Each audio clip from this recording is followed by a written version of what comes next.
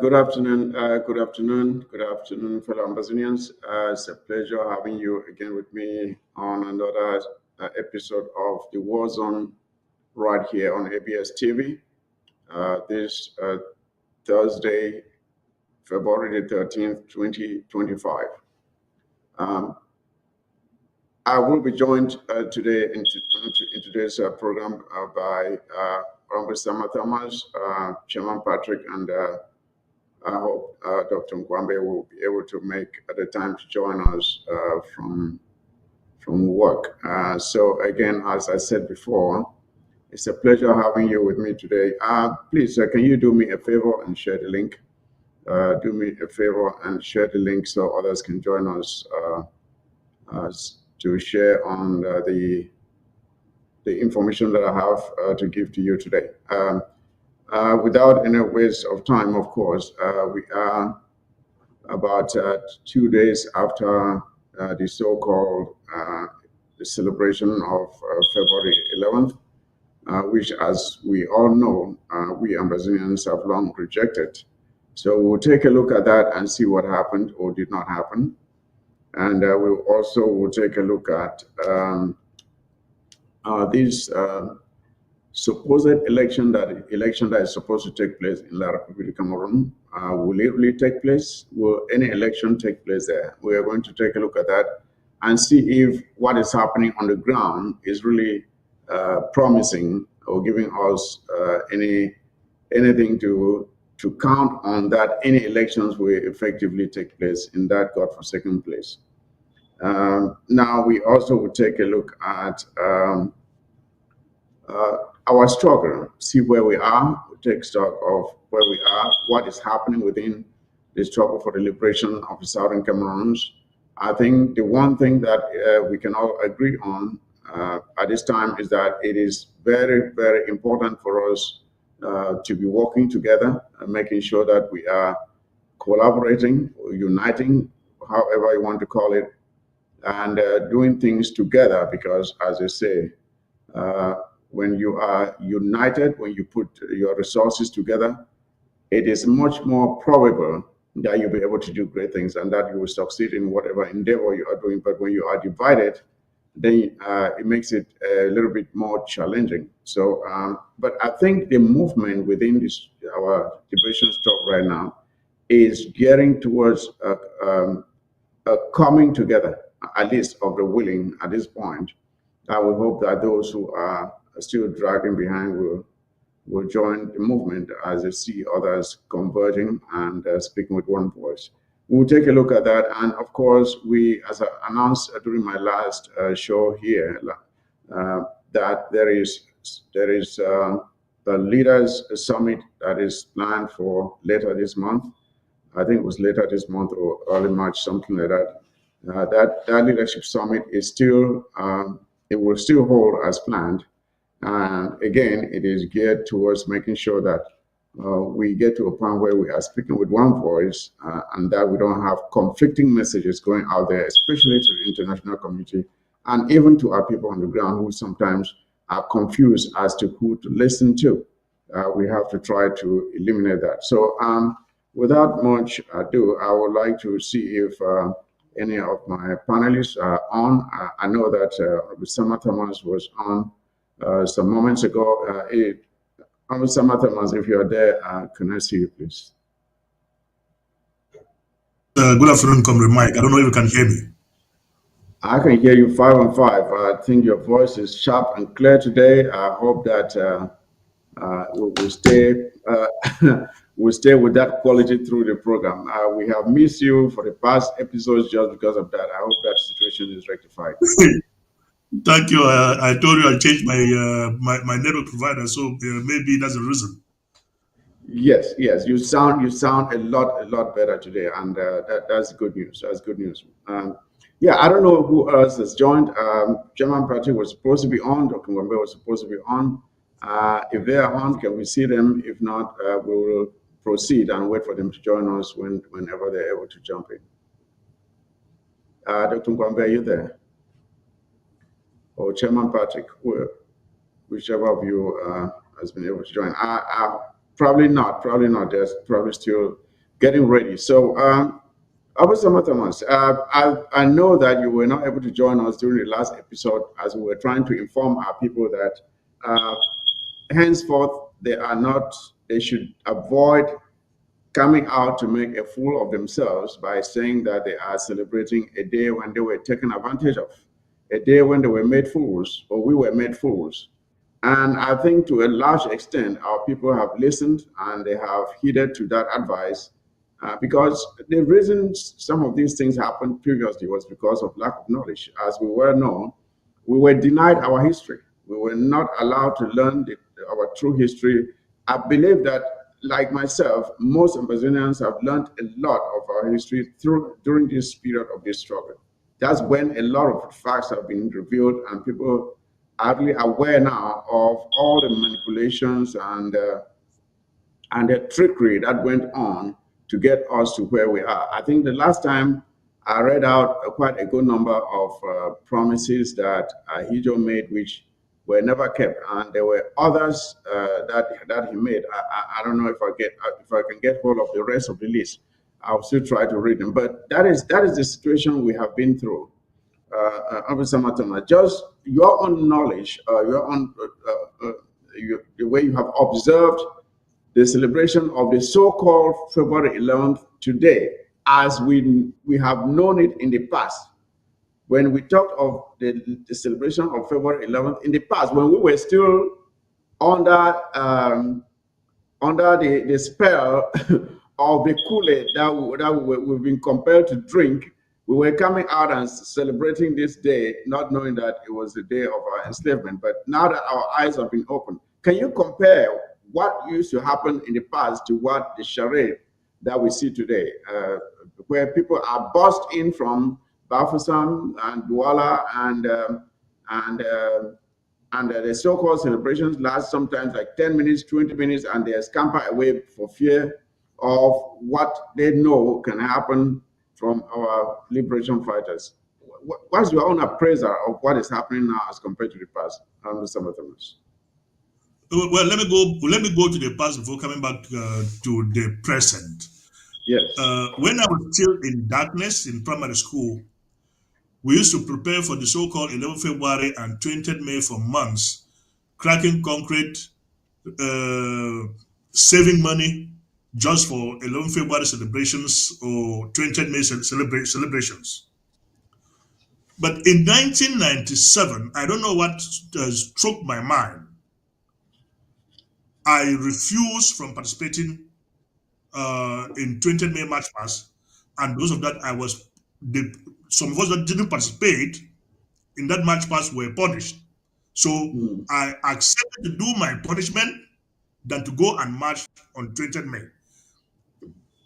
But the fanfare that we were having in us during that our mumu or era, like the Nigerian people will say, and the fanfare today is, even to compare it, is like day and night. Night. Because the people have come, uh, the people have risen, they've understand exactly what 20th May or 11th February meant for them, and they've come of age and said enough is enough. I would say to those Southern Cameroonians, to a majority, at least 90% of Southern Cameroonians have come of age. But for the remaining 10, like you asked, Comrade Mike, it is true that if we are seated in class 100 of us, learning the same subjects with the same teacher teaching all of us, not all of us will make it through that year, to that educational year. Mm-hmm. Like South Cameroonians who are still going to march on 20th May and 11th February, the question I will ask them is, what haven't you learned for the past 8 years?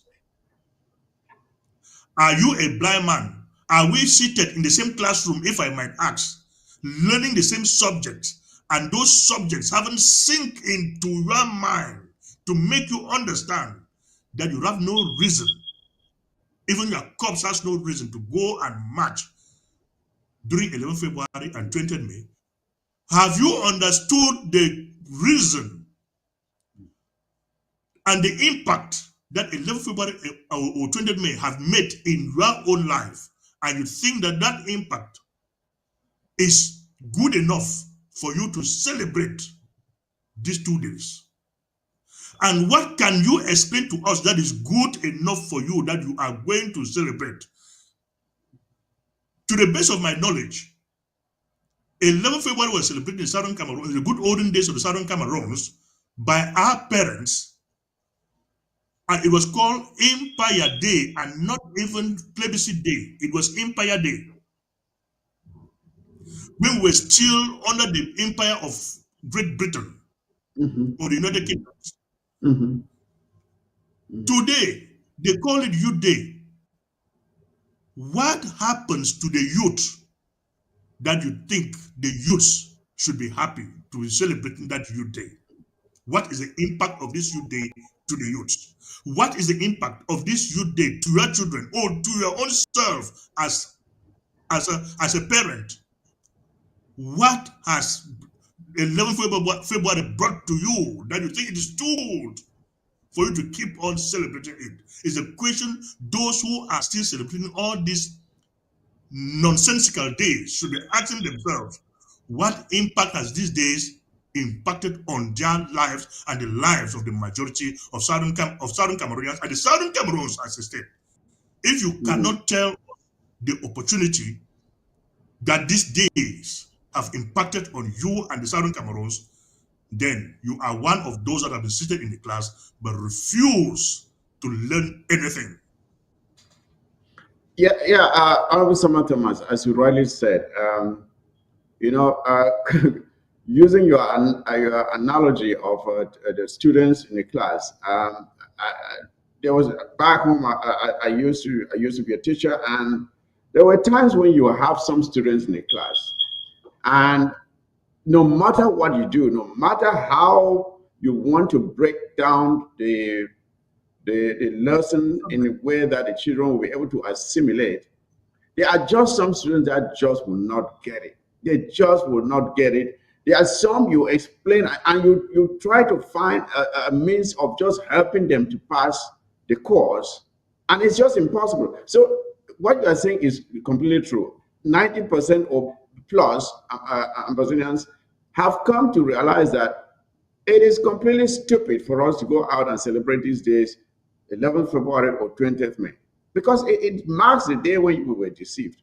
But this 10% falls within the same class of students who will never get the lesson right. It does not matter how you break it down. It does not matter how many times you explain it, what formula you use, they just will never get it. And those are the lost ones, so who will just be left behind and to find other options of surviving life than depending on education resources, because just not everybody will get it. So as you rightly said, you see, when you look at the way this day was celebrated in those days, or these 2 days, there you started preparing weeks, maybe a month ahead. March past practices. You had to make sure that those who did not have their uniforms had them. You had to buy new shoes that you were supposed to use to march with. Make sure they are well cleaned and polished. And in those days, if you didn't have canvas shoes and using chalk or whatever to make sure they're as white as possible, and we were just making a fool of ourselves, and they were laughing at us. I don't know if you are frozen, but you seem frozen there. While I'm making my comments, you may need to log off and log back on because you seem frozen. So as I'm saying here, it was a day when it comes to the day itself, the day of celebration itself, you had to get to the venue on time, or else you will not have any space. You had to get there on time, or you will not have any space to see the events of that day. And of course, for students, you have to, first of all, take part in the march past. And then after that, you have to try to secure your own position to see the rest of the activities. So if you were to compare what we are seeing today, which is just a shadow of what these celebrations used to be, you realize that these people are forcing it. They are faking it. It is not real. And most of the times, as I said previously, they are bossing people from out of town, bossing people from La Republique du Cameroon, bringing them in to give a semblance of normality. And even in their semblance of normality, you can see that things are not working. You can see that things are not working. These celebrations are not working. You can imagine that some celebrations take as little as 20 minutes, 30 minutes, because they are afraid of the unknown. They scamper away, they run away.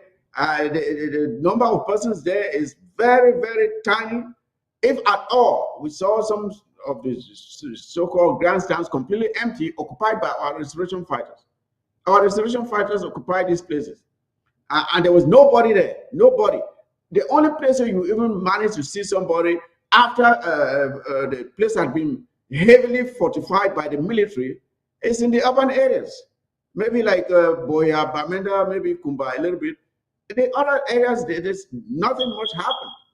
So these people continue to deceive themselves that they are celebrating a day which has been largely rejected by Amazonians. And they can continue to deceive themselves. But the message is clear, fellow Amazonians. The message is clear. Never again shall we come out to celebrate this day. It will never happen again. What is happening now is all staged. It is staged. It is not, nobody is coming out willfully. And even the few people who come out sometimes are paid. They are paid to come out. In those days, you didn't need to pay anybody to come out for 11th February or 20th May. You were just so eager to be there. But not these days. Not these days. Most people who come out, they come out because they have received money. And they risk their lives out of desperation too. Out of desperation, they come out to risk their lives. So it is really shameful what we are seeing now. But the message is clear to La Republique Cameroon. They know it. Ambazonians know it. The celebration of these two shameful days, February 11th and May 20th, is no longer allowed within the territory of the Southern Cameroon Ambazonia. It is these days, the celebration of these days is completely banned. It is banned. And we have seen things that have happened to some people who try to defy the orders of this movement for the liberation of the Southern Cameroons.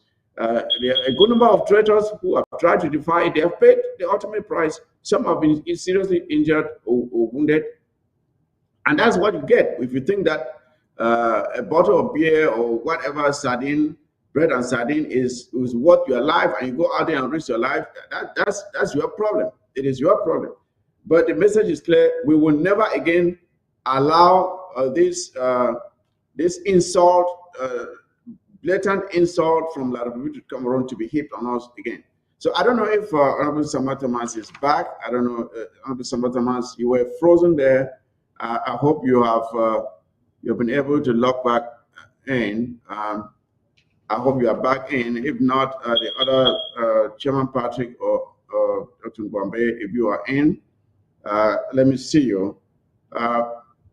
Apart from that topic, and first of all, before I leave this topic, I want to heartily thank our liberation fighters for a job well done. We saw what they did around several areas in Ambazonia by sending a clear message that the celebration of this day is not allowed. We saw their actions throughout the national territory of the Southern Cameroon Ambazonia.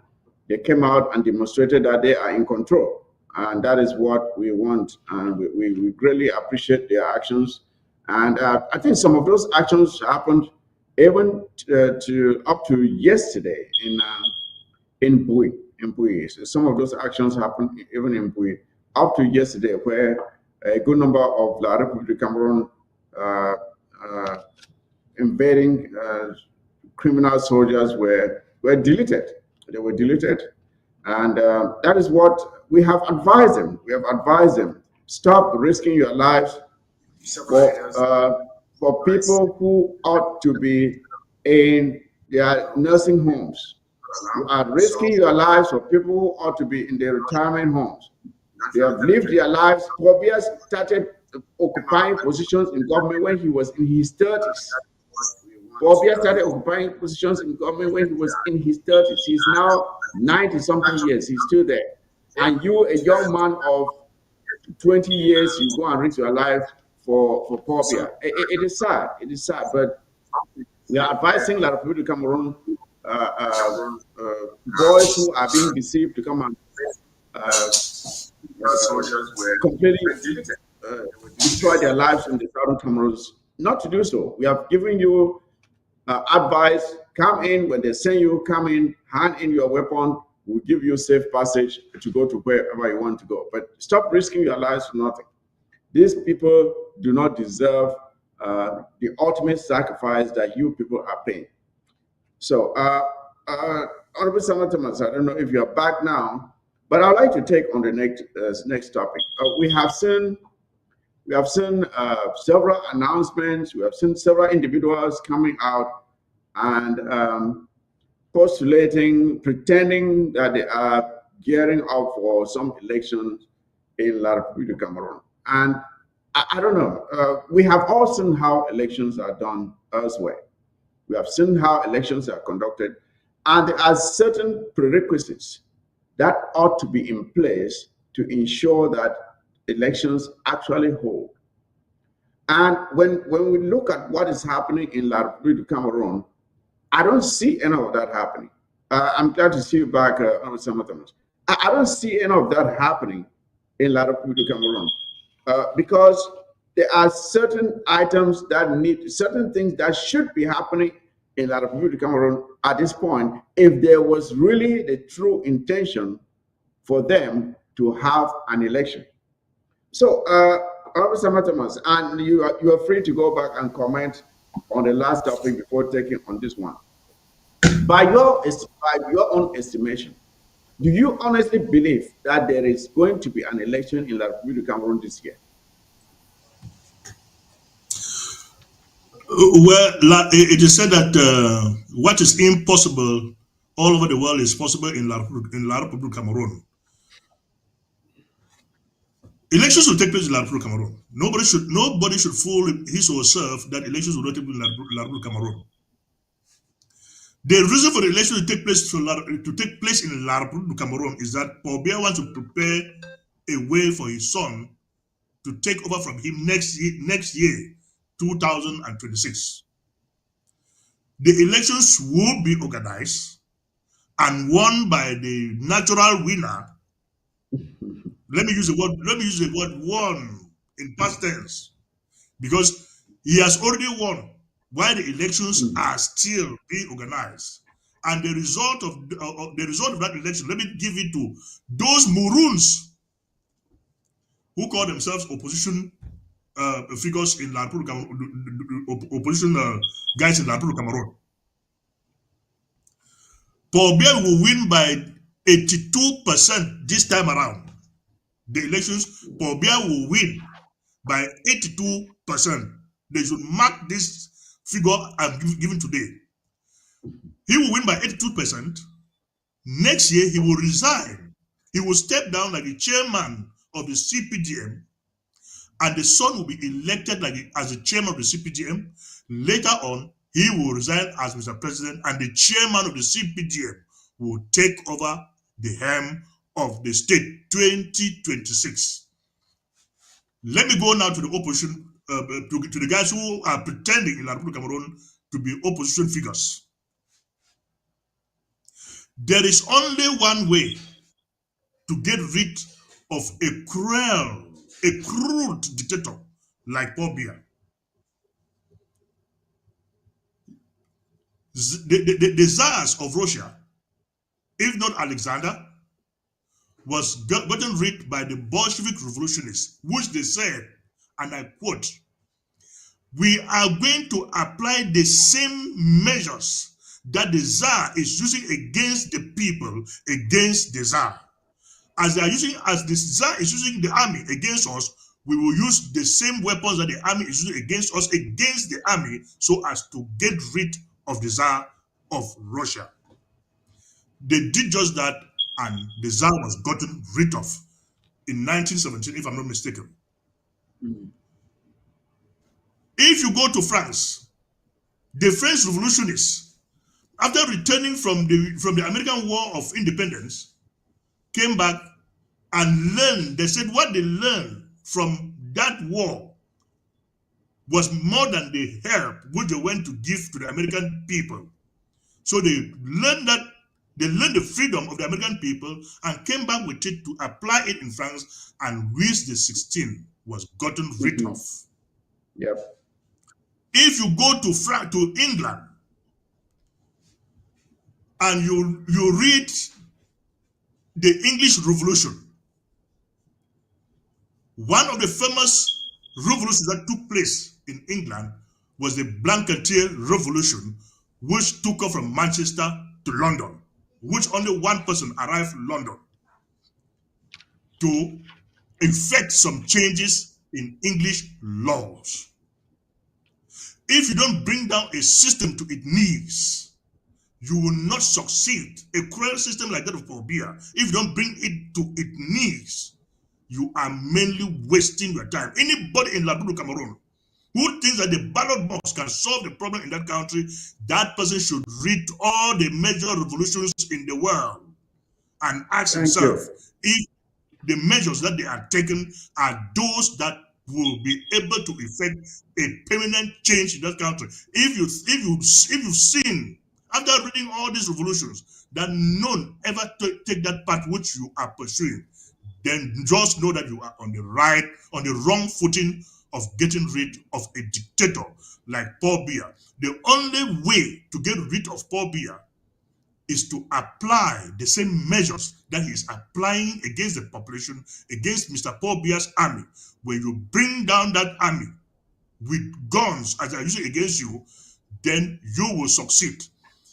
Telling Mr. Paul Biya to change his electoral law, of which he is using by the army to win his elections, you are mainly wasting your time. All those guys, especially in Southern Cameroon, who go by the Barrister what? Barrister Ashu, and the other Yeah. And the other guy who was just practicing somewhere and medical doctor. I don't and there are some people who are so delusional that they think that these people, it doesn't matter what your accolades are, it doesn't matter your qualification, it doesn't matter what you bring to the table. What is important is the structure on the ground that will allow for those who would genuinely want to vote for you, for their votes to count to a point where you can actually win. And sometimes just winning an election is not enough. You need to be able to claim your victory and actually be given the access to the reins of power. Those guys are expecting that Atangaji should organize an elections, of which is Mr. Paul Biya's Minister of Administration, and I have a short video. To the opposition, they lost his ministerial position. Are they daydreamers or what? Yeah, I have a short video of Atangaji talking about Paul Biya, which we are going to watch after my statement here. I hope the studio has that video already. I have a video of Atangaji making some statements about Paul Biya. When you listen to him, then you tell me that this is a structure, this is somebody who will allow for anyone else to win an election in that country than Paul Biya. Now, just for the sake of clarity, let us outline some of the things that normally are supposed to take place leading up to an election. Now, it's supposed to be the establishment of the modalities for that election. There's supposed to be the establishment of the... let's listen to Atangaji first before I continue. Notre pays, un chef d'État de dimension mondiale comme le président Paul Biya. Donc, à l'occasion de son anniversaire, nous devons tous le vénérer. Avoir à la tête de notre pays un chef d'État de dimension mondiale comme le président Paul Biya. Donc, à l'occasion de son anniversaire, nous devons tous l'eau vénérée. Avoir à la tête de notre pays un chef d'État de dimension mondiale comme le président Paul Biya. Donc à l'occasion de son anniversaire, nous devons tous le vénérer. Avoir à la tête de notre pays un chef d'État de dimension mondiale comme le président Paul Biya. Donc à l'occasion de son anniversaire, nous devons tous le vénérer. Okay, what for those who can get the colonial language. In Chiatana is saying here that we should venerate Mr. Paul Biya, for he's a world president, which to Atananji, Paul Biya is the president of the world. No, he said that Paul Biya is so great that he's at a level at a global level. That means he is able to compete with other great leaders around the world. That is basically what Atanji is saying. That is why I say let us play the video for him to speak, so that when you listen to the main person who will be in charge of the conduct of any elections in La Republic of Cameroon, and he's speaking with such high terms about somebody who is so incapacitated, someone who has not been seen in public for who knows how long, and Roberts, whether he's dead or alive, we don't know. You are missing something there. He talks about Labradorian citizens. He's calling upon Labradorian citizens to venerate. He uses the word venerate. Yep. That means when you're venerating somebody in the Catholic Church, during as a Catholic Christian, during Lent on Good Friday, we venerate the cross, venerating Jesus Christ himself, who was hung on the cross. The cross. That is the only figure that can be venerated on earth. But Atananji is calling upon Labrador citizens to venerate. According to Atananji, they ought to venerate Paul Biya. I hope the studio is aware. Chairman Patrick has been on for some time. I hope to bring him on next to make a comment about it. So as I was saying previously, now when you are talking about conducting an election in that environment, where first of all there are no modalities outlining how the elections will be conducted, to ensure that there will be fairness to all who will be taking part in that election. And then, first of all, in addition to the modalities, you are supposed to have a calendar of activities leading up to that election. Well, when will, for example, registration take place? How would the candidates how would the announcement of candidates, who is going to run, the qualification of the candidates as permitted by the modalities that will be established. And then the candidates will now have to declare their intent to run for the election. Right now in La Republic of Cameroon, we don't know who is actually running. We have seen a few people just making statements out there. There has been no acknowledgement from the so-called La Republic government that these people have been accepted as candidates to take part in that election. No acknowledgement has been made so far. These are just people making personal statements. Nobody has acknowledged or accepted that they are qualified to take part in that election. Atananji has gone forward to ban Kamto, and the guy who calls himself medical doctor, who is just a newcomer, he does not have a political party. Maybe what he's coming up with is a new formation, will be banned. Or they will say the law states that you must have this number of councillors, this number of parliamentarians, this number of senators that will endorse your candidacy before you are qualified to be a candidate. That is why Atananji has gone forward to ban Kamto, that he does not have a councillor in La Republic. And to that point, Mr. Pantoras, the banning of Kamto cannot even come out to challenge it, because there are no modalities that he can point to, that he can use to say, okay, but I have met all the requirements that should allow me to run for this election. There are no modalities. They're not running on anything. There's no document out there that spells out clearly what qualifications candidates are supposed to have in order to take part in that election. Now, we don't know when campaigns are supposed to start, when campaigns are supposed to stop, when elections will actually take place, when results are expected to be announced, and so on, and when the new leader is supposed to assume office. These are things that at this point in time should already have been spelled out clearly so that people know exactly when to expect what. But there is nothing there because the place is just it's just a chaotic situation. There's no leadership in that place. Now, I would like Chairman Patrick to come in and give us his own thoughts about the mess, the madness that is happening in La Republic of Cameroon. Chairman Patrick, you have heard the exhortation of Paul Biya from Mr. Atanji there. What is your take on this, the mess that is happening there? And again, we're saying this because there should be no one out there thinking that elections will change anything in that godforsaken place. Chairman Patrick, please. Is Chairman Patrick there? Chairman Patrick, I don't see you.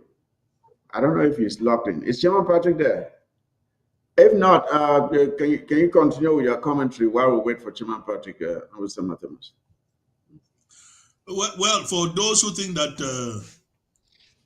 they will go to the polls for formalities, let me start by saying that since I came to the West, the issue of voters registration, I've never heard of voters registration. For a proper country does not specify a period that they will go for census. The census of a country is a continuous process that when a person passes on, it is registered in the council of that country that this person has passed on. When a child is born, it is registered.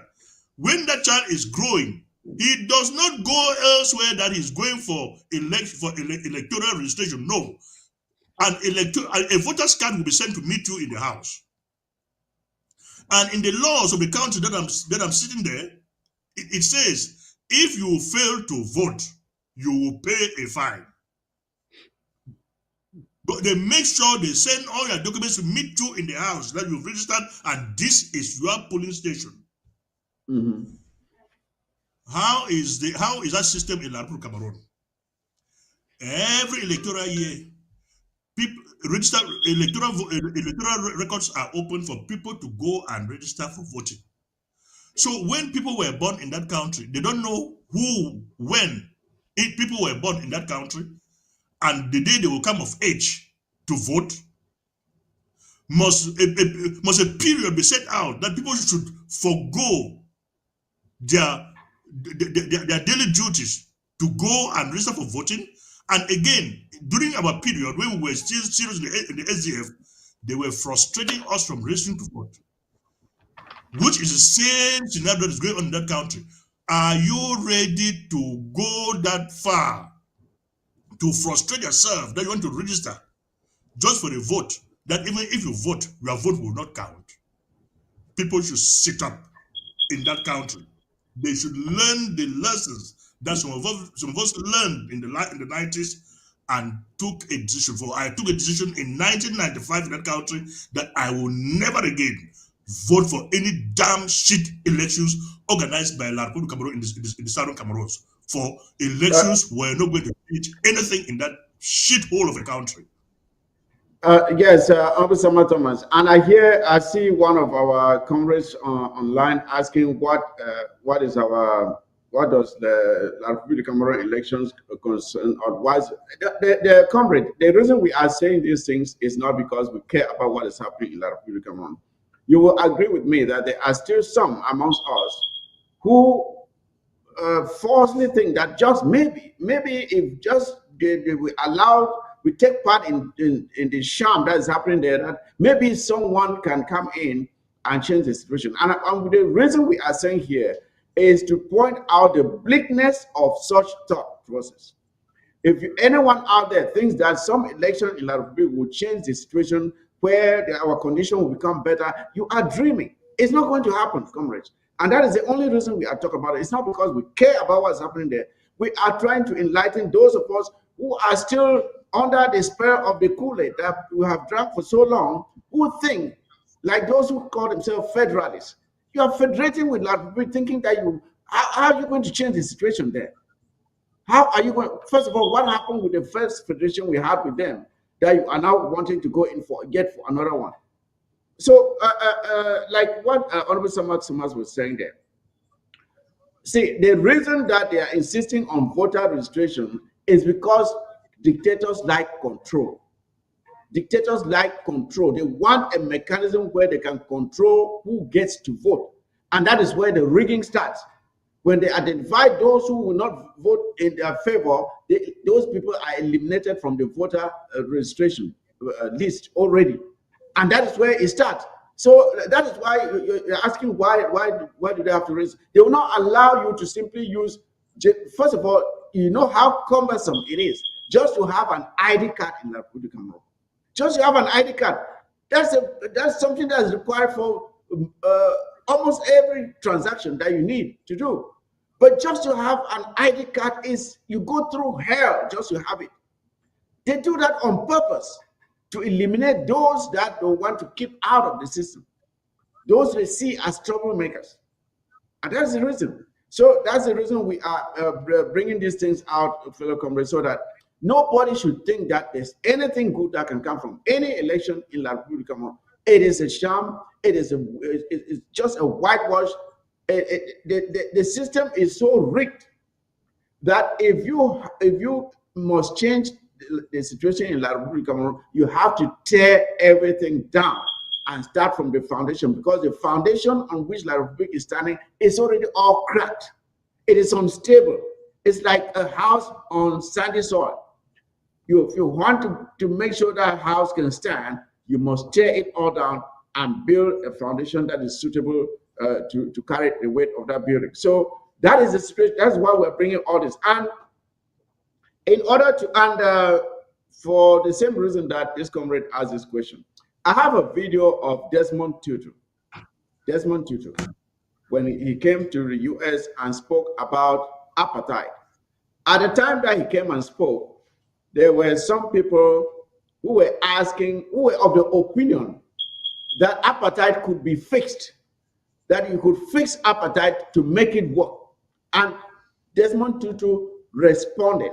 And I would like the studios to play for us that video so that we can listen and understand what it takes to bring down a bad system. You don't manage it. You don't. Let's not kid ourselves. You tear it in down. a situation of we're waiting for that video of Desmond Tutu, please. I want us to really listen to what he said there, because there are still some of us who don't understand what it takes to fight. Let's not kid ourselves. In a situation of injustice and oppression, there can be no neutrality. You have to take sides. You have to say, am I on the side of justice or am I on the side of injustice?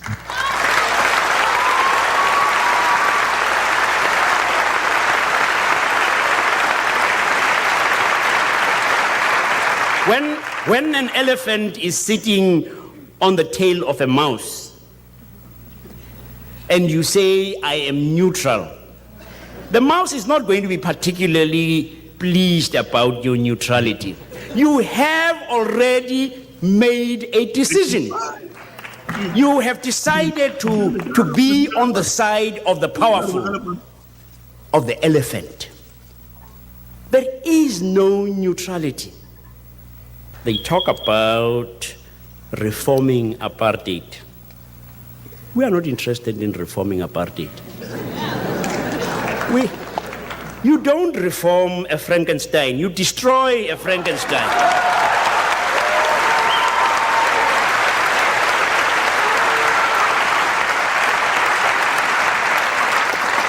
But we want a new South Africa. For all of its people, black and white. We want a South Africa where people count not because of biological irrelevancies, the color of their skin or any other thing. Where people count because of who they are, persons of infinite worth because they are created in the image of God. We want a new South Africa that is democratic, truly democratic. We want a South Africa that is truly just. And it's going to happen. But we would like to be able to say, America made the right moral choice. America helped us to become free. Thank you. Yes, fellow Ambassadors, you have listened to the Desmond Tutu, Archbishop Desmond Tutu, a great freedom fighter, a man who did not look at evil and say, I am a man of God, I'm neutral. He saw evil and he could identify what evil was and he confronted it. He said, you cannot see injustice and afford to be neutral. You cannot afford to be neutral in the face of evil. You cannot afford to be neutral in the face of injustice. Unlike what some of our so-called men of God are doing. It's like we read in the Bible where a man was beaten and robbed, beaten by robbers and robbed, and was lying on the side of the street. And some supposedly godly people came, saw him, and passed by. You cannot see the situation that is happening in La Republique of Cameroon right now, and you call yourself a man of God, and you stay silent. If you stay silent, like Desmond Tutu is saying, whether you are a man of God or a regular civilian, you know that what is happening there is bad. You know that what is happening there is evil. When you stay silent, you are siding with the oppressor. That is very true. When you are silent, you are siding with the oppressor. There's no other way of saying it. And you cannot say that you are going to manage a bad situation. You cannot go into a Nyongo house and say you are going to reform that Nyongo house. That Nyongo house was established for one thing and one thing only, to take the lives of people and transform them into tools of making money. So you cannot go into a Nyongo house and say you are going to reform that Nyongo house. How are you going to do it? It cannot be done. What La Republique of Cameroon is like a Nyongo house. You cannot change it. It must be brought down. But we Ambazonians have already taken our own stance and we are moving on. We are moving on. I'm only saying this to those who are still dragging their feet behind and thinking that there's something, some magic that you can do to change. You cannot do it, fellow comrades. You cannot do it. It is up to La Republique of Cameroon citizens to take their own responsibility into their own hands and change their country. Bring down those vampires that are sucking the life out of them. It is not our responsibility to do it. We tried doing it with them, but they stood by and called us names. We tried to do it, but they insulted us. So we say, all right, you take care of yourself, we will take care of ourselves. And that is what we are doing. Thomas, let me give you the word. I used to sit and ask myself,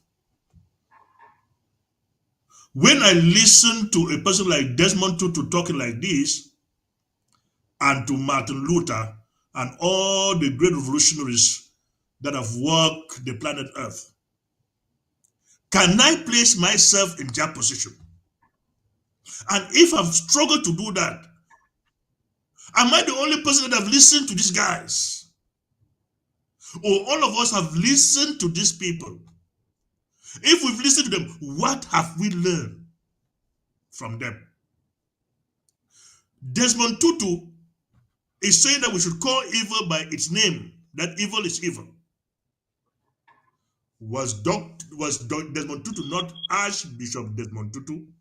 I don't care if he was from the Anglican Church, but he's called a bishop, an archbishop. Let me ask Kea, is Kea not an archbishop? If Kea is not an archbishop, is Kea not a pastor? Why is Nkea not behaving like Desmond Tutu? When I used to follow the guys in Nigeria, the bishops in Nigeria, the way they attack the state in Nigeria, even those that are openly supporting the Biafran state in Nigeria, the way they articulate the Biafran state and problem in Nigeria, I used to ask myself, are those ones not Catholic Church bishop or archbishops and even a cardinal in Nigeria that is talking that if we cannot live together as a happy people, we should live apart as happy people? For we cannot tear ourselves because we want to live as a united people. Other than us fighting because we want to force others to unite, we should go apart and live as free people, apart and in peace. I ask, is Nkea not listening to those guys from Nigeria? Why is it different? Why is it different when it comes to the Southern Cameroons? That some of us have been to school, but we refuse.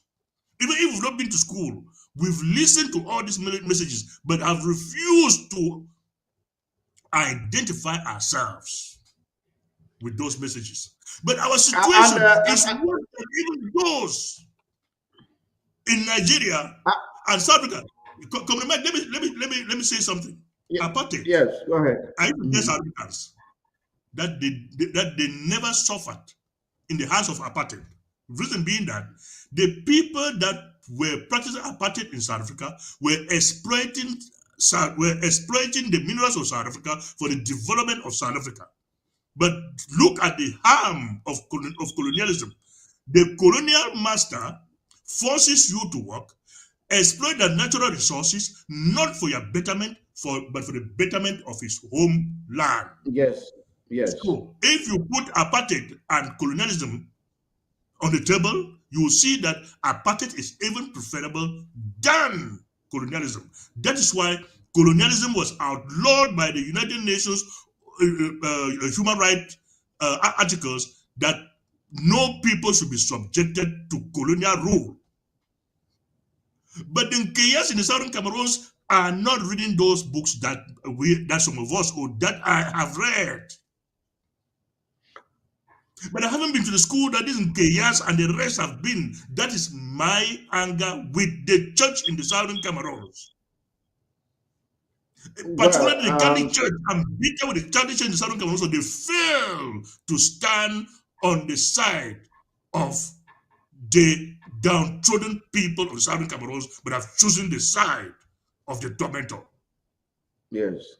And it's very sad. It is very sad because when you look at especially those who stand at the pulpit and they pretend to speak or to preach to the people and on morality and righteousness and so on, and then you see the same people go out there and they are molested, they are imprisoned, they are killed, and you begin to wonder if are they practicing religion of the stomach or what are they practicing? Because let us remember, Honorable Samatamas, we read the Bible and they talk about, oh, Jesus was crucified because they said he called himself the Son of God.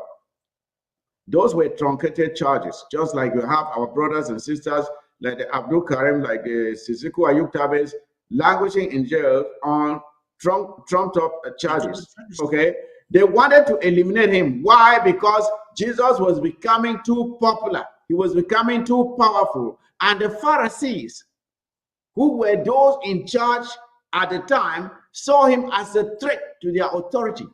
So they had to find a way to eliminate him. That is why they will choose to kill Jesus than Barabbas and the other thief who were actual criminals. They preferred to kill Jesus. Why? Because they wanted to eliminate him. It was a political assassination. And that is what people fail to understand. These people who read the Bible don't even know what they are reading. Jesus was not killed because he did anything wrong. It was a political assassination. He was becoming too popular and he was loved by the people too much. And those in power were threatened by this popularity. So they had to find a way to eliminate him. So when you now, when some people come out here and they say, oh, our organization is apolitical. That's one of the most clueless statements that anybody can make. It's one of the most ignorant statements that anybody can make, that my organization is apolitical. There is no organization in this world that is apolitical. I want everybody to listen to me. There is no institution in this world that is apolitical, including the church. By God, for Christ's sake, the Pope is elected. What do you think happens behind the scenes when the Pope is being elected? You think there are no campaigns? People don't woo others to vote for some? There is no structure starting from your family. What is politics? Politics is simply the science by which the world's resources are shared. If people don't know, that is what politics is. It's a science by which the world's resources are shared. You have international politics, you have national politics, you have local politics, you have family politics. In your family, how you decide who gets what, that is politics. Okay? For people who do not understand, you get it now. So when you say my organization is apolitical, that's a big lie. It's a fat lie. There is no institution in this world that is apolitical. So stop sitting out there and pretending that you don't want to take part in the liberation of your own people because you are pretending to be apolitical. All these cultural organizations that use apolitical as an excuse not to fight for the liberation of your people, you are being complicit in the suffering of your own people. You are not apolitical because in that very organization you conduct elections.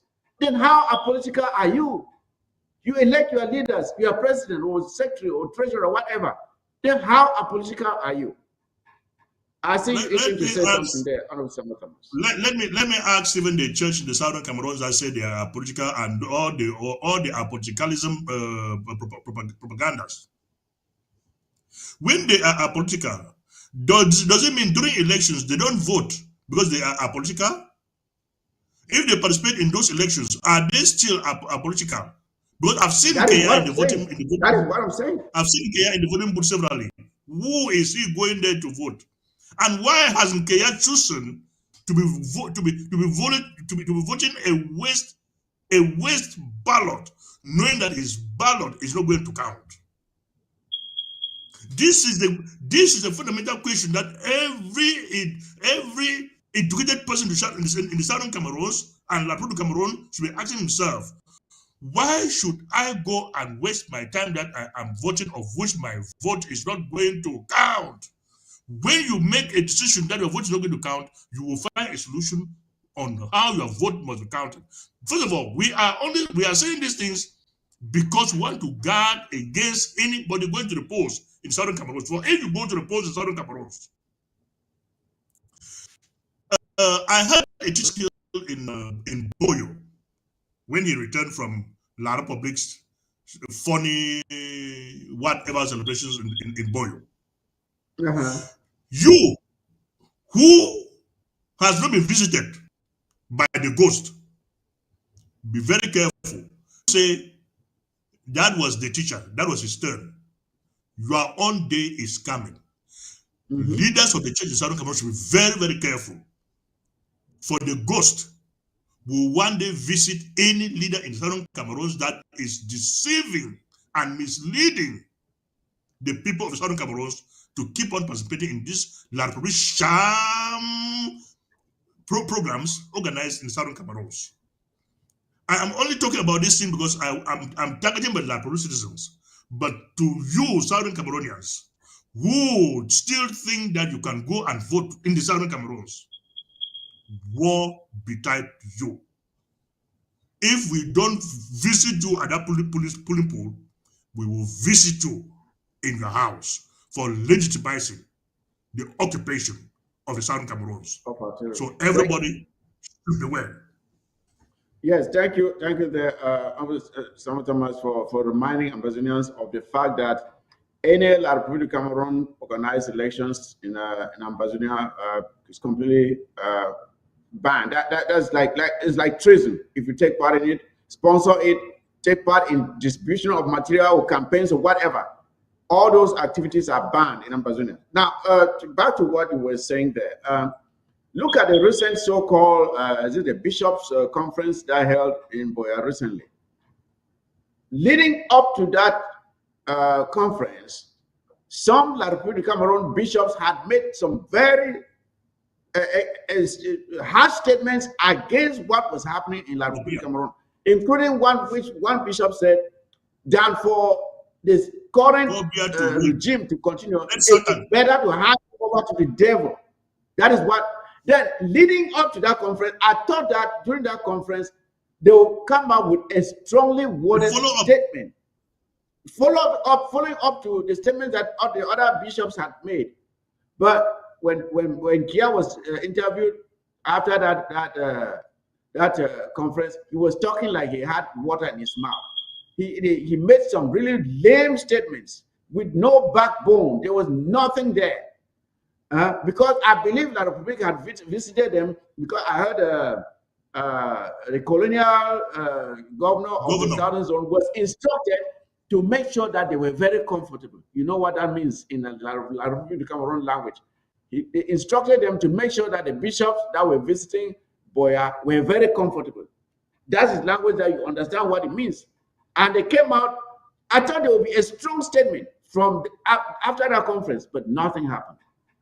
Nothing happened. So that is where we are. I would like for us. Let me put in something there, Comrade Mike.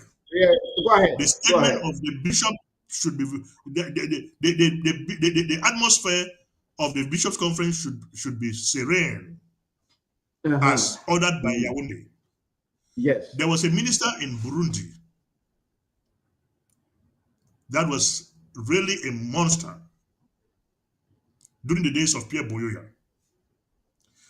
So there was a coded language that when anybody comes to visit this minister, and if that coded language is used, go and take care of him. It means go and kill him. Kill him, yeah. And one day the niece of this minister came and visited him in the office. He said he had no time to sit with him, but asked his people, go and take care of him. They went and took care of him, as well. And that young man was killed. When he returned back to ask the people, where is the young man I asked you to go and do? They said they've taken care of the young man. That was all. So the coded language that the colonial governor in Boya should take care of the conference was a coded language that let guard them on what they must say and what they must not say.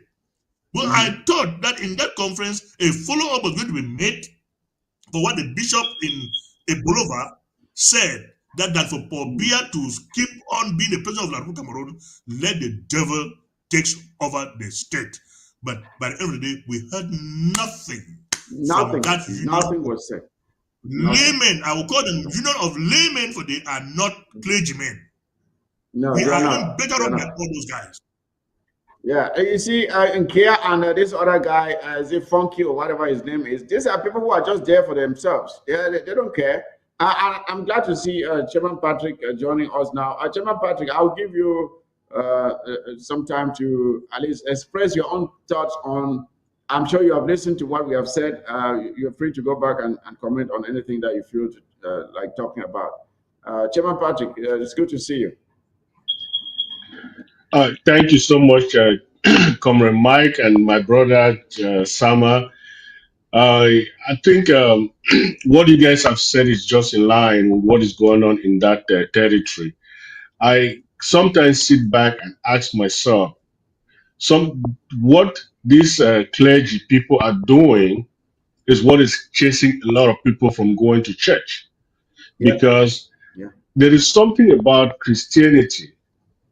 A Christian or a man of God would die for his people. When we talk about Jesus, we even look at what Jesus did. Jesus had the option to do so many things.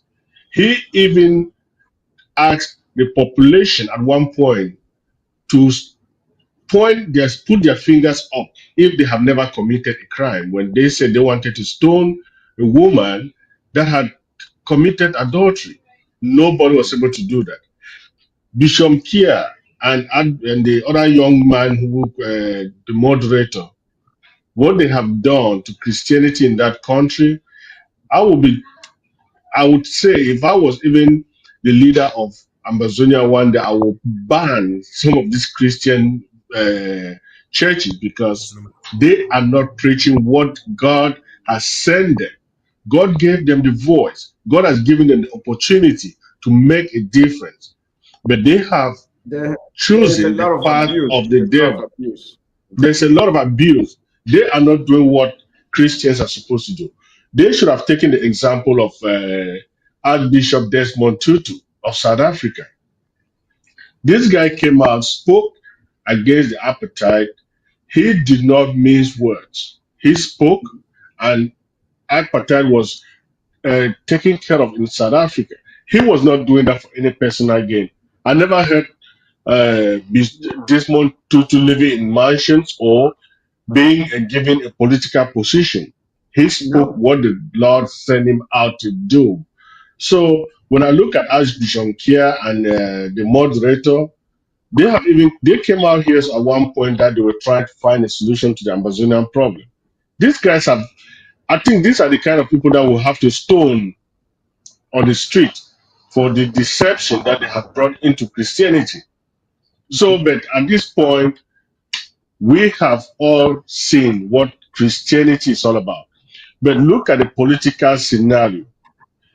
If anybody in Amazonia can stand up one day say, I'm going out to vote, I'm going out to vote, what are you voting for? We have all voted, they voted for 40 years, 42 years. Where have they ended? Nothing has changed. And you think somebody who is 94 years old, you are now going to vote for the future of the country? Or you're going to vote for what? So it's a it's a dire situation. People need to ask their conscience, ask themselves, what are they trying to do? What do we want to accomplish? That country doesn't even need election. The country just needs a revolution and start from afresh. Elections doesn't change anything like Republic. Amazonia is gone. And anybody that steps foot in Amazonia for elections, you are that is a treasonous offense in the Amazonian offense. territory. And I would say they have tried with the 11th February. They've made all kind of videos, fake things. They should understand that Amazonians are not stupid. We've seen that. Yes, they say 99 days for the thief, 1 day for the honor. They have set up a few people to go do that because they want to taste the ground and see if we can have elections down there. And the other part of it is some Amazonians are running helter skelter and saying that they are giving contracts here, they are giving contracts there. In 2018, when the presidential elections were coming, all these contracts they are talking about 8 years today or 7 years today were given out. None, none a single contract was realized. And today they are out running, talking about the same contracts. I'm still trying to get my brains to even think what is going on with these people? What is going on with our own people? Some people are still believing that somebody cares about them. Somebody is trying to give them something. You don't ask the government to give you, you work for it. Every single Amazonia should know we have maybe the best cities in Cameroon. If you go to Boya, if you go to Bamenda, it's not the government that has given those the structures there. That is the sweat of Amazonia. So nobody should depend. Those who are depending on the government to come do any development, they are the lazy people, they are the corrupt people, and the people that are selling their souls for free stuff from crumbs from the Yaoundé regime. So Ambazonia, we do not have any elections, and this will be the life and death situation where even for maybe a 1 month period, even a single fly, and I will say this to the people who call those lockdowns. The lockdown in Ambazonia during their so-called election, if and only if they call for that election, it will be one of the lockdowns that life or death, everybody is going to be indoors for months. So I will leave it there. Let's continue. And I know we have a lot to talk about. Yes, yes, indeed. Thank you for those statements. Like I mentioned earlier, I know that some of our comrades had wondered why we're talking about elections there, but I think our explanation has been received, and they now understand why we are painting this picture for them to understand that there is no hope for us with La Republic Cameroon when it comes to our survival, our progress, our own well-being. We cannot be, we will never achieve that while we are with La Republic Cameroon. We have to go our separate ways. So we are trying to talk to those who are still hanging there and hoping that there's something there. There's nothing there. There is absolutely nothing there. I would like for us to pivot to something else now. I know that for quite some time now, we have listened and heard the cry of our comrades, our people back home, for the need of Ambazonians to come together or at least to collaborate in the pursuit of this our freedom. And leading up to this moment, there have been several initiatives which are ongoing now and uh, towards the attainment of that objective. And it is very clear that our future, our success against La République du Cameroon will be hastened if we can only work together. It is true, and it has been demonstrated in several scenarios that when people work together, the probability of success is higher than when you work in factions. And we can even see from when we were actually speaking with one voice, militating together, doing everything together, we were making more strides towards our freedom than we are now. So Ambazonians are beginning to come to the realization that it is better for us to recalibrate, to go back to looking at how we got to where we are now, correct those mistakes, and restructure so that we can bring back the momentum that we had previously.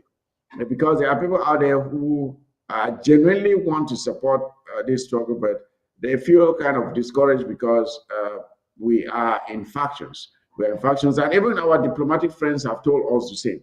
So, looking at what is going on now in the struggle, the various initiatives that are going on out there. I know I mentioned earlier that there is also a leadership summit sometime later this month or early March, which will culminate into an all-member conference where ambassadors will all come together, sit together, look at each other in the eye, and be able to reconcile, recalibrate, and again, revamp this liberation quest to make sure that it brings back the impetus which we had from the start.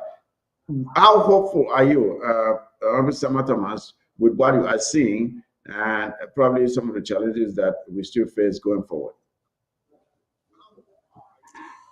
Well, first of all, let me say congratulations to those that have chosen by themselves to say that unity is strength. Unity is the way all of us must go. For without unity, we're not going to succeed. Let me remind Southern Cameroonians of something which happens in England or in Europe in the 17th centuries. I think late 17th centuries or early 17th centuries, during the days of Pete the Younger. When Napoleon was a nuisance in Europe, at a given moment, England was like isolated. Pete the Younger said, other countries in Europe have been dominated. I need to liberate those countries, empower those countries to get rid of Napoleon. For if I do not do that, the next place that Napoleon will land on to take over will be England. So he sent his ambassadors out to Europe and told them that we should organize a war of nations against Napoleon. For if we do not do that, you today, tomorrow will be my own day, or I today, tomorrow will be your own day. And the countries of Europe accepted the proposal of William Pitt. The whole Europe was united against Napoleon, and Napoleon was defeated. Unity is strength. Now the question goes to you, that Southern Cameroonian who calls yourself a leader, to you, that Southern Cameroonians who is a concern, Southern Cameroonians fighting for the liberation of Southern Cameroons. Have you asked yourself why you are like fighting alone and you do not want unity? And you know that there is that statement that unity is strength. What is holding you? What is holding you and your group to come for you guys to come meet us or call us? Let me not only be using the word come. We've called you guys. You guys are not coming. Can you guys call us now? And let us sit and talk as a united people. Formulate a united platform to move forward with this struggle and present a single opinion to the international community and shorten our distance to Boya. Who thinks that the liberation of the Southern Cameroons is in your own palms? Why for the past 8 years you haven't liberated the Southern Cameroons? Don't you think that your actions alone are not enough to take us to Boya? But as a united people, we will reach Boya quicker than you alone, struggling to do it all alone. My plea to all of you, we should forget about what transpired yesterday and look forward what we want to achieve and let bygones be bygones. I don't usually make audios today, not because I don't have the ideas to make those audios, but I usually question myself, if I'm going out there to make this audio, how helpful would that audio be to the people of Southern Cameroons? Just because I want all of us to reason like one man and come together, for what unites us is bigger than what divides us. What is uniting us is the Southern Cameroons, is the liberation of the Southern Cameroons, and not Sama Thomas. Without the Southern Cameroons, I would not know Comrade Mike, I would not know Chairman Patrick. But because of the Southern Cameroon struggle, we are now like brothers and sisters. Please, my plea to all Southern Cameroonians is that we should forget of our past infighting, unite our efforts, and see how we can liberate our people sooner than later.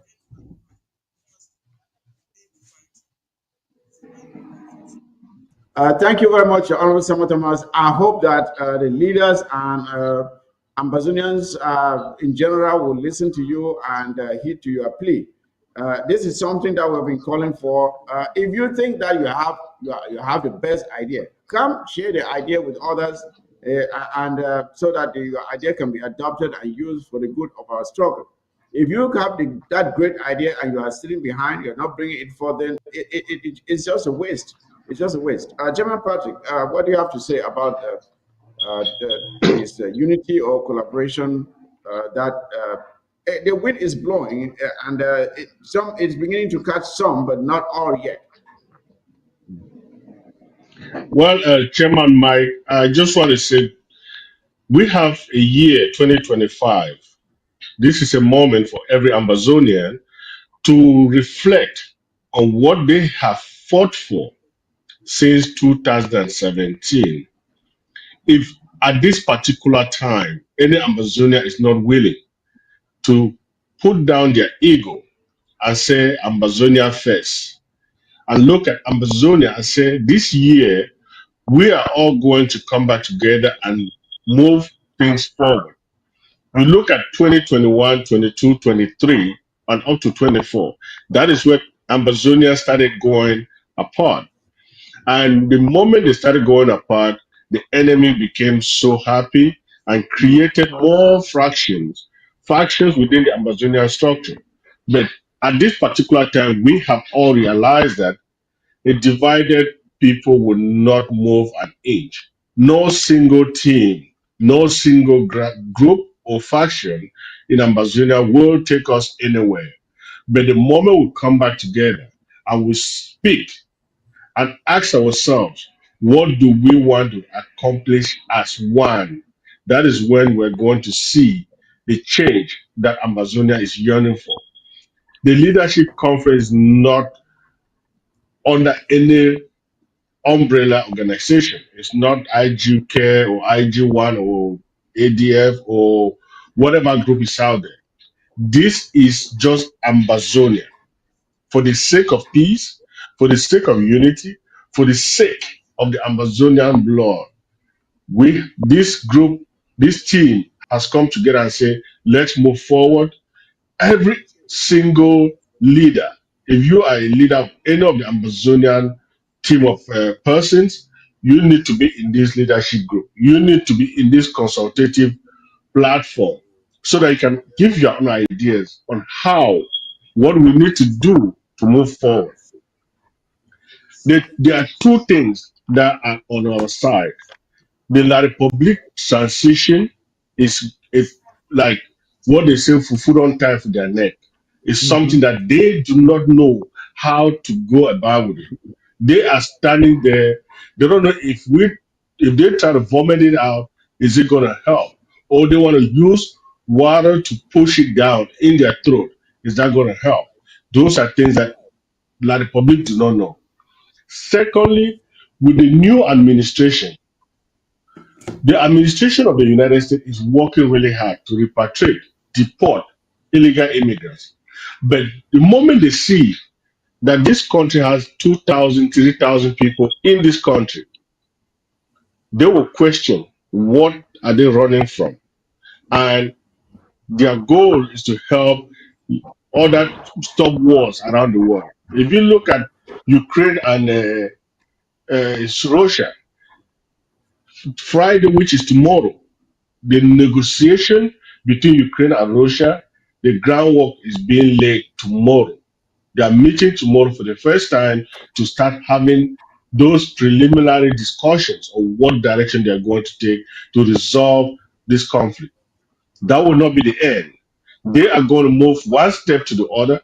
So, Amazonians, if you want our revolution to be over in 2025, you all have to come together so that we can make the statement, we can create the atmosphere that will give the Trump administration the weapons they need to find a solution to our problem.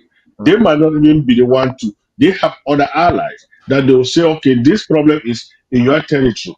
You should get on board and take care of this so that we can get a peaceful world. There's one other scenario, which is the African Union. They have an election coming up this month. I don't think the new administration coming up in the African Union will be the same. So why is Amazonia in the limelight of all this? We have fought for 8 years, getting 9 years.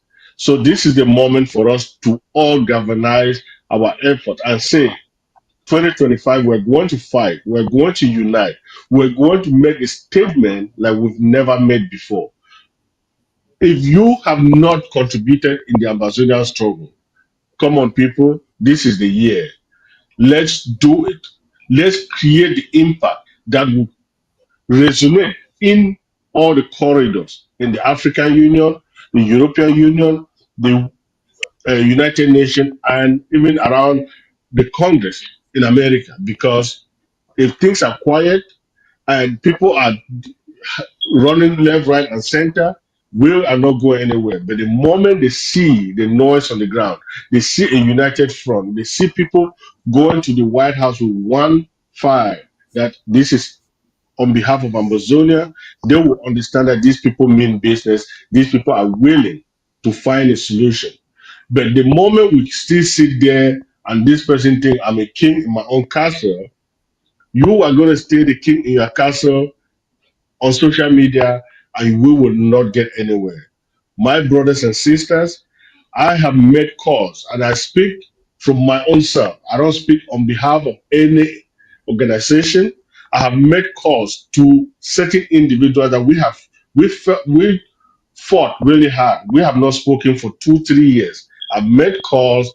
Some of them have not returned my calls. My goal is let's come together. Let's start talking. Let's start finding solutions. Find ways to get Amazonians back on board so that we can be able to move the revolution to the next level.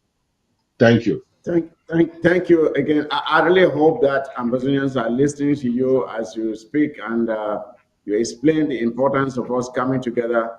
And as we have seen here, there are some people who think that if you just plead enough, write letters and go to the United Nations. No, the only reason that Ukraine and Russia are finally maybe going to sit down is because the resistance is on both sides, and there's a clear indication that nobody will actually come out victorious at the end of the day. So it is just pragmatic for them to sit down, cut down on the loss of life, and have a negotiated settlement. But if we, on the side of the Brazilian people, if we do not have a resistance that is strong enough to warrant such a negotiation, then we would have wasted our time. We need to maintain a resistance.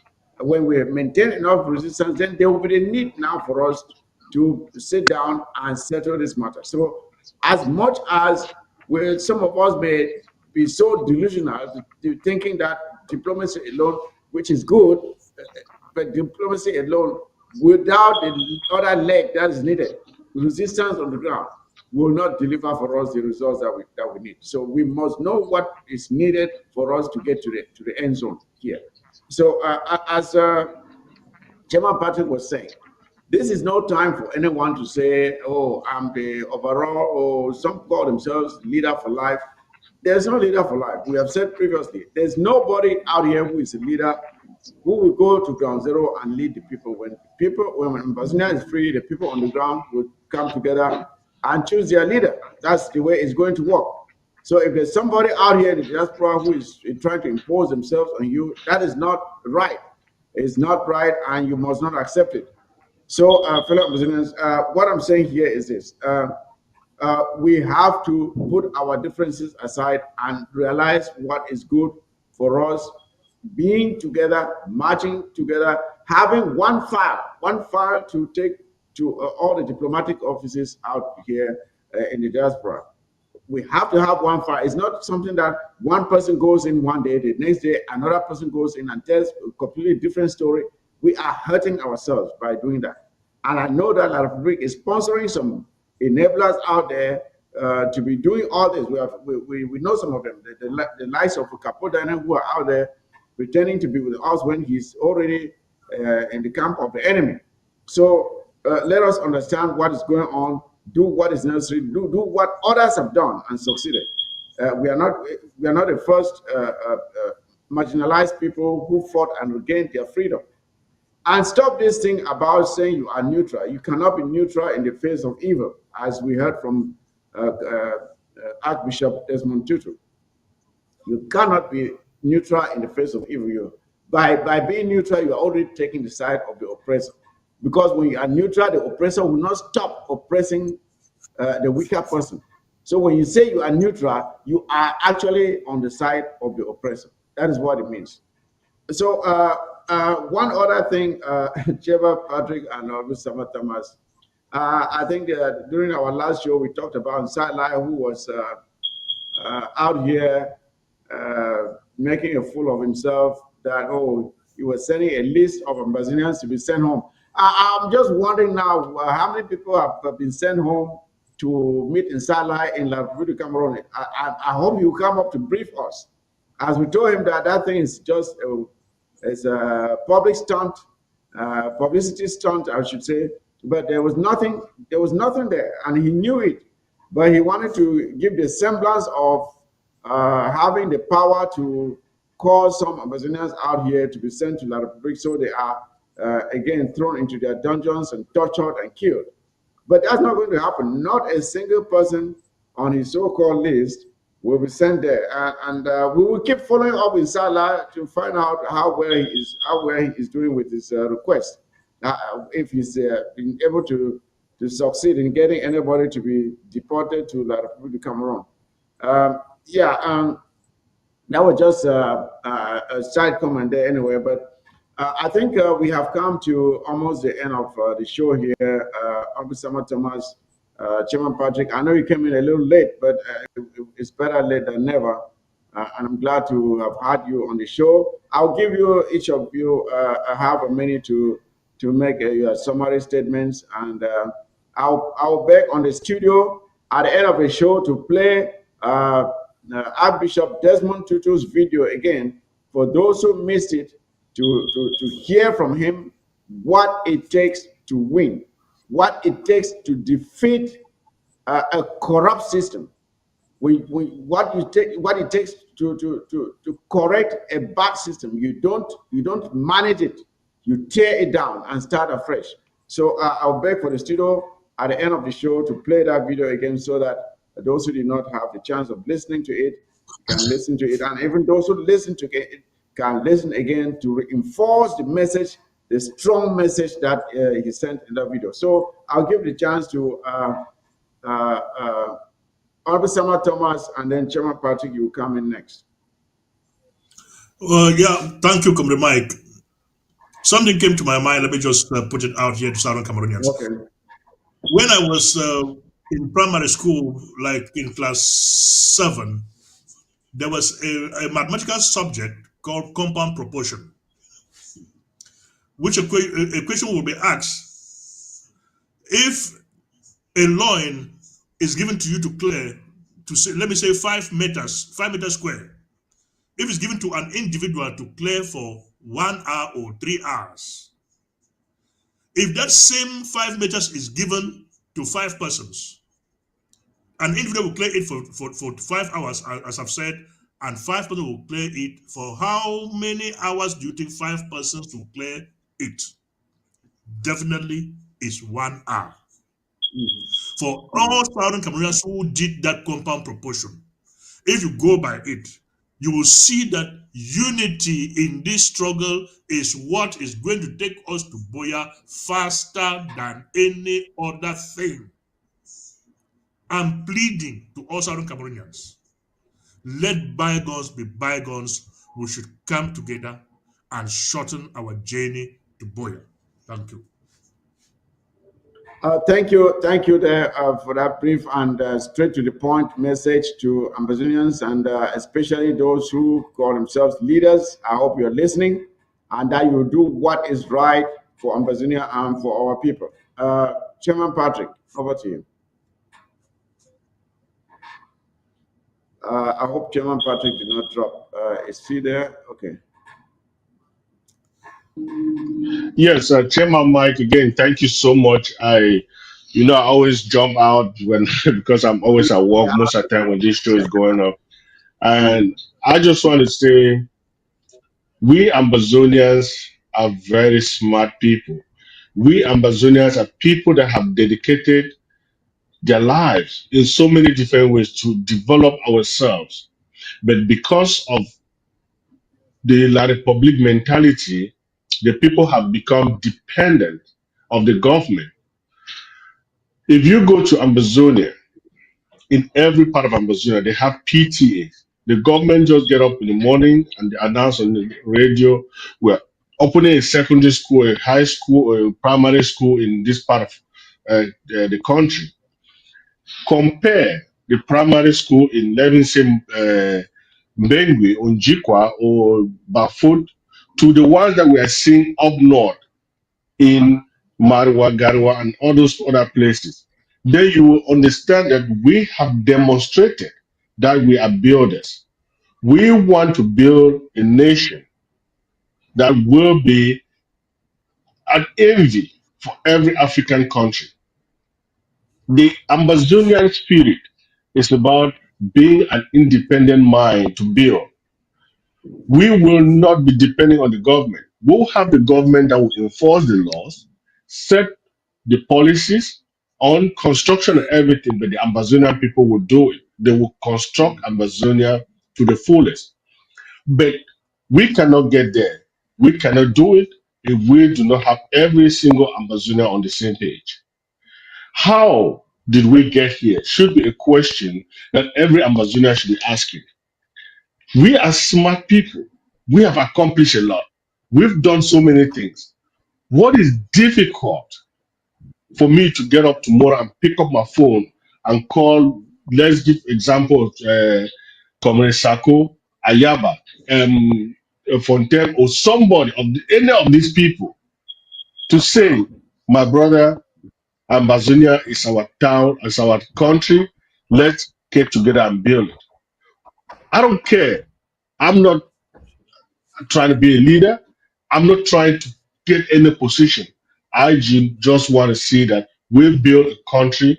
We come together as a united people to build Amazonia. Some people have lost that ability to be humble because as a leader, you have to be humble. You have to listen to your people. You have to look at where the direction is. What are we accomplishing?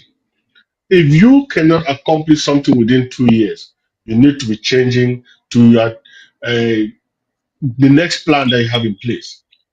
We have been stagnant for 2 years, 3 years, 4 years because of division. This is the moment. We have too many positive arenas that we can use today to move Amazonian forward.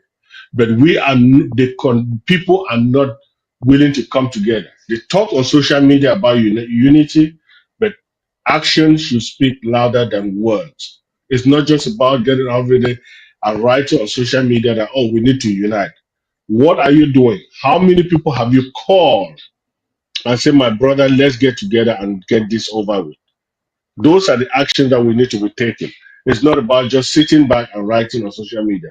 There is a national reconciliation group. People write there like a million times, but I'm not sure if they have picked up their phone to call somebody that they disagree with. They have not done that. I know so many people that are praying every day that let's get together, but they are not taking those actions. This is the moment. The consultative group is just there. They don't have somebody and say this is the leader or that is the leader. They just want Amazonians to come together so that we can build, we can set a new direction for our struggle because we are going to win this struggle. We are going to win this and we're going to win rightly well because La Republic do not even have what we have at this particular time. They have made so much noise. They don't even have the money. Even the elections that are coming, they do not have the money to even sponsor that election. You might turn around and hear La Republic say they are canceling elections because first of all, they know their so-called leader, who is their own Jesus Christ, will not be able to get out on the street and campaign because he can't speak. So we should be looking at how do I call my brother for Ambazonians to come together so that we can get this revolution to the final point. So again, unity, reconciliation, forgiveness is what we all want. Nobody can sit here and say, I have not committed any wrong. I've not said something bad about my brother in this fight. But at the end of the day, we know we can forgive and move Amazonian forward. That is all what we need to do. Not about following surrogates and say I'm following this person and I don't care what you do. I want to be the surrogate of this group. No, we are going to come back as Amazonians. We want to resolve this in a positive way for the Amazonian people, not for any particular group. Thank you, Comrade Mike. Thank you, Chairman Patrick, and I hope that again that people are actually listening. Fellow Ambassadors, I would like to use these last moments just to reiterate the points that we have talked about. The fact that I would like to first of all to thank again our freedom fighters back home for maintaining the resistance and especially for making sure that they expose the hollowness of of the enemy. We can see on the screen what they did to them, I think it was just yesterday in Bui. And they are maintaining the resistance and sending a clear message. Like I said, we will need this happening more often so that we have a clear message to demonstrate to the international community our resolve to liberate ourselves from colonial domination. I'd like also to thank our civilian population for responding positively to our message to boycott the sham called February 11th. We want to thank our civilian population for staying home and for exposing La Republique for what it is, despite the fact that they pretended by busing in people from out of our country to come in and pretend to be us marching. The number that came in was very, very little compared to the numbers that used to come out for such a celebration previously. So I want to thank you for your sacrifices and for making sure that we are maintaining the resistance. And now, with regards to La République du Cameroon's so-called elections, we really don't care whether what is happening there. But the only reason we are talking about it is to explain to ambassadors that, look, there's no change that will come to La République du Cameroon through elections. La République du Cameroon needs a revolution. They need their own revolution to remove the vampires that are sucking the life out of them. If they cannot do that, we cannot help them because we are moving on to save our own country. Now, when it comes to the unity and collaboration and reconciliation that my comrades Sama and Patrick have talked about, I think they have laid out everything. They have made a plea for those of us out there. If you still have hardened hearts, please soften your hearts for our suffering people. Come together, let's work together to free ourselves from this mess that was imposed on us. Partly due to the gullibility of our forefathers, but more so because they had nothing to defend themselves with. When they came together with La République du Cameroon, La République had an established army. They had their gendarmes. They marched in. Our leaders had nothing to defend themselves with. And that is one thing that we cannot afford again, to go back to allow ourselves to be defenseless. We can manage to defend ourselves now. We cannot allow ourselves to remain defenseless again like we were in those days. We must hold our sticks and make sure that we hold them for the longest time possible. Again, there's one thing I want to reiterate here, fellow comrades. As we are talking about coming together, there is a need for us to maintain positive activism. Positive activism. That means when you are coming out to make a write-up, when you are coming out to make an audio, we are coming out to send a video, let it be one that will help to bring Ambazonians together. Let it be one that will help to motivate somebody, to bring back somebody into the struggle. Let it be one that will inspire somebody to be a better activist.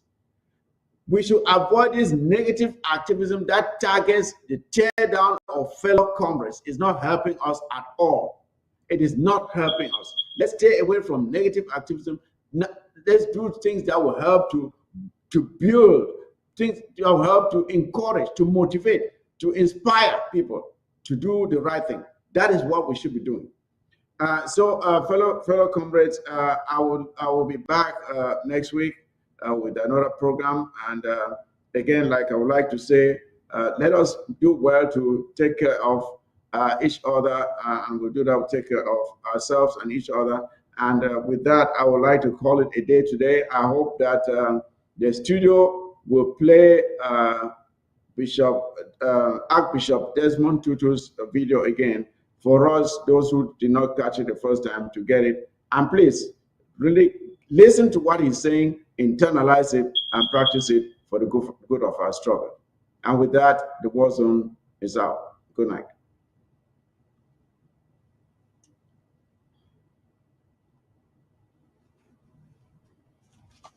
Dear friends, let's not kid ourselves. In a situation of injustice and oppression, there can be no neutrality. You have to take sides. You have to say, am I on the side of justice or am I on the side of injustice?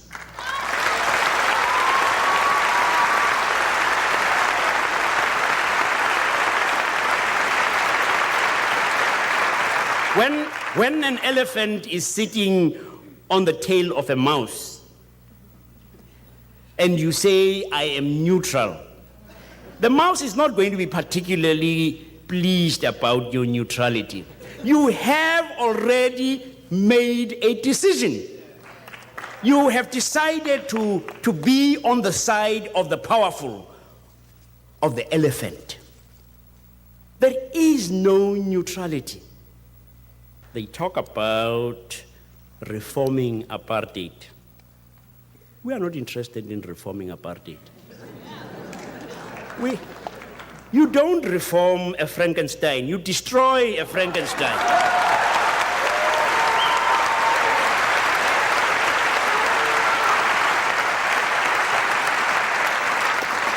But we want a new South Africa. For all of its people, black and white. We want a South Africa where people count, not because of biological irrelevancies, the color of their skin or any other thing. Where people count because of who they are, persons of infinite worth because they are created in the image of God. We want a new South Africa that is democratic, truly democratic. We want a South Africa that is truly just. And it's going to happen. But we would like to be able to say, America made the right moral choice.